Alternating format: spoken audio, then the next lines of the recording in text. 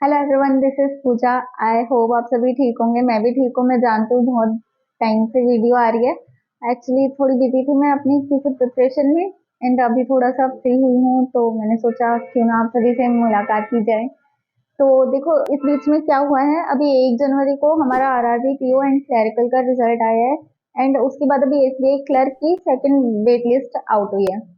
जो लोग मेरे चैनल पे नए हैं उन्हें पता होगा, सॉरी उन्हें नहीं पता होगा कि मेरा भी SBI clerk first waiting list में इसी साल क्लियर हुआ था। एंड उसके बाद अभी सेकंड वेटिंग लिस्ट आई है। तो देखो, थोड़ा सा हम बात करते हैं एसबीआई क्लर्क और आरआरबी वगैरह के डॉक्यूमेंट्स के रिगार्डिंग। मुझे आरआरबी का शॉर्ट शॉर्ट नहीं पता है कि क्या क्या डॉक्यूमेंट्स रहेंगे, बट हाँ थोड़े सिमिलर काइंड ऑफ ही होता है। तो मैं एसबीआई क्लर्क के लिए बात करते हैं पहले, सबसे पहले। तो देखो, अभी आपका रिजल्ट आएगा, ज्यादा दिन नहीं हुआ है, अभी थोड़े दिन बाद आपके पास एक मेल आ जाएगा डॉक्यूमेंट्स के रिगार्डिंग।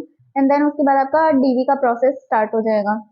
इसमें अराउंड 3 से 4 दिन का ये प्रोसेस होता है, जिसमें आपका टाइम कब आता है वो आपके ऊपर डिपेंड करता है। सबसे इम्पोर्टेंट बात, जब भी आपका कॉल लेटर, आई मीन जो ऑफिशियल ज्वाइनिंग लेटर होता है वो आए, आपको उससे पहले एक बार अपने डॉक्यूमेंट्स थोड़े से रेडी करने हैं। एंड सबसे सबसे जरूरी बात जो मैंने वहां देखा डीवी के प्रोसेस में जो हुआ कुछ बच्चों के साथ, एंड मैंने भी थोड़ा सा फेस किया, वो सिविल स्कोर के रिगार्डिंग है, जिसके बारे में बहुत कम लोग बात करते हैं और इसीलिए मुझे भी उसका उतना आइडिया नहीं था। एसबीआई क्लर्क का जो एडवर्टीजमेंट होता है उसमें लिखा हुआ है क्लियरली कि आपका जिस दिन कॉल लेटर आपके पास, मतलब ज्वाइनिंग लेटर जिस दिन आपके पास आ जाएगा, एक मेल होता है वो आना होता है, ठीक है। वो जिस दिन आपके पास आ जाएगा उससे पहले कि आपके सभी ओवरड्यूज कंप्लीट हो जाने चाहिए, आपके सिबिल स्कोर में कोई भी ओवरड्यू शो नहीं होना चाहिए। ये आपके उसमें लिखा होता है। इसका रिजल्ट से कोई रिलेशन नहीं है, रिजल्ट आपका कभी भी है, बट जिस दिन आपके मेल पर वो एक कॉल लेटर आ जाएगा, वो जिस दिन आता है उससे पहले आपका ये सभी मतलब क्लियर हो जाना चाहिए। देखो, दो दो वर्ड्स होते हैं, एक आउटस्टैंडिंग अमाउंट और एक ओवरड्यू अमाउंट। आप सभी अपना सिबिल स्कोर फोन पे पर भी चेक कर सकते हैं। इसके अलावा वन स्कोर करके एक ऐप है, वहां भी चेक कर सकते हो आप। तो हम बात करते हैं आउटस्टैंडिंग और ओवरड्यू अमाउंट की।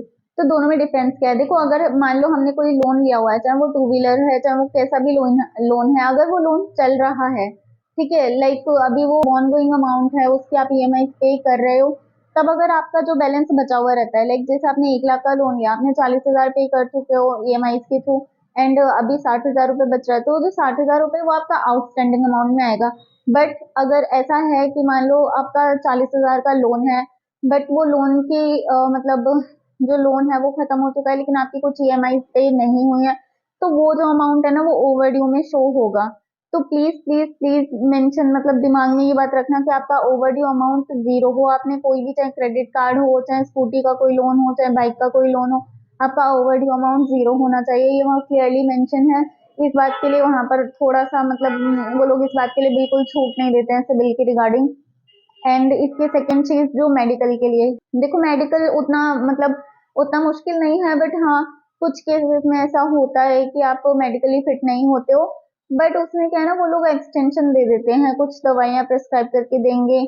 तो उसमें 3 महीने, 4 महीने या 6 महीने का जो भी, वो जो हमारे मतलब वहीं से एसोसिएट जो डॉक्टर्स होते हैं एसबीआई के ही, वो हमें लिख कर दे देते हैं कि आपको इतना टाइम में ये सब करना है। एंड देन उसके बाद आपका वापस से डीवी होगा, मेडिकल होगा, तो आपका एक्सटेंशन मिल जाएगा। मतलब आप एकदम ही मेडिकली अनफिट हो, कोई ऑर्गन ही काम नहीं कर रहा है, तो मेडिकल में रिजेक्ट होंगे, अदरवाइज मेडिकल में रिजेक्ट होने की कोई भी वजह नहीं होती। मोटे तौर पर यही दो चीजें थी जो बहुत लोगों को परेशान करती हैं। इसके अलावा तो बहुत नॉर्मल सी चीजें, आपके 10th के, 12th के और ग्रेजुएशन के सभी सर्टिफिकेट्स आपके पास होने चाहिए ओरिजिनल, ठीक है। अगर कोई फाइनल ईयर में दे चुका है, अभी ग्रेजुएशन फाइनल ईयर से पास आउट हुआ है, अभी अगर नहीं लिया है तो प्लीज कॉलेज या यूनिवर्सिटी जाके अपना ओरिजिनल मार्कशीट वगैरह ले लेना। कैरेक्टर सर्टिफिकेट होते हैं, वो इजीली कोई भी 2 गजेटेड ऑफिसर के बन जाएंगे आपके। कैरेक्टर सर्टिफिकेट 2 गजेटेड ऑफिसर के अलावा एक कॉलेज वाला भी चल जाएगा, प्लस इसमें एक और है कि या तो एक एक गजेटेड ऑफिसर, एक बैंक मैनेजर एंड कुछ ऐसा करके है, मतलब आपके पास दो ऑप्शन होता है, बट 2 गजेटेड ऑफिसर इन एक कॉलेज का, वो ठीक है। इसके अलावा एक आइडेंटिटी सर्टिफिकेट लगेगा, वो आपको उसका परफॉर्मा आपको मिल जाएगा एसबीआई की, मतलब एसबीआई ही वो मेल में आ जाता है। एंड बस मैं डीडी की रिगार्डिंग यही है, बस जो सिविल की बात थी ना वो ऐसा था कि मतलब थोड़ी चीज कुछ मैंने ये फेस करी इसलिए मैंने मतलब मुझे नहीं था आइडिया उस चीज के बारे में, इसलिए मैं आप सभी को बताना चाहती हूँ। अगर किसी का भी कोई भी अमाउंट है, कोई लोन वगैरह है, कुछ जो भी है इधर उधर से करके पे कर दो, आगे प्रॉब्लम ना हो, आपके पास मेल आ जाए एंड देन उसके बाद फिर वो किसी की नहीं सुनेंगे। तो बस यही है, सभी को बहुत बहुत कॉन्ग्रेचुलेशन जिनका भी हुआ है, सेकंड वेटिंग लिस्ट में हो, चाहे आरआरबी में हो, चाहे क्लर्क में हो, पीओ में हो, जिसमें भी हो। एंड यस, आरआरबी पीओ मेरा नहीं हुआ है। 20 नंबर की मेरी लीड थी, but still I am out. I am not in. बुरा लगा थोड़ा, बट अभी ठीक है, क्या कर सकते हैं। इंटरव्यू में आई डोंट नो क्या हुआ, मतलब हो सकता है, मतलब वो मुझसे इतनी एक्सपीरियंस जो वहां बैठे होते हैं, हो सकता है उन्हें मेरी बॉडी लैंग्वेज से या किसी भी चीज से कुछ ऐसा लगा हो।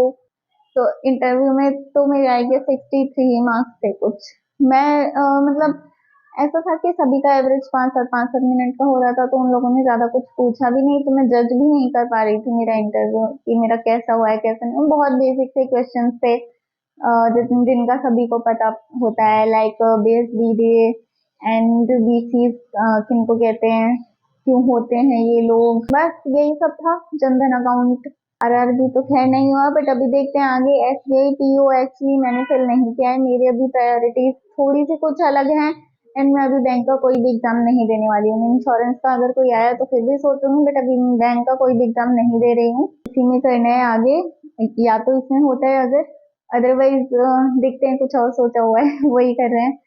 तो बस अभी आज के लिए इतना ही था। आप लोगों को जो भी डीवी के रिगार्डिंग कोई भी मतलब कुछ भी ना समझ आए या कुछ भी पूछना हो, प्लीज कमेंट डाउन करके पूछ लेना। डीवी के लिए बिल्कुल भी मत हिचकिचाना, जहां से भी पूछना हो, जो भी पूछना हो पूछना, बट प्लीज डॉक्यूमेंट्स अच्छे से प्रिपेयर करके जाना अच्छे से, क्योंकि मैं जानती हूँ कैसा फील होता है कुछ होता है तो।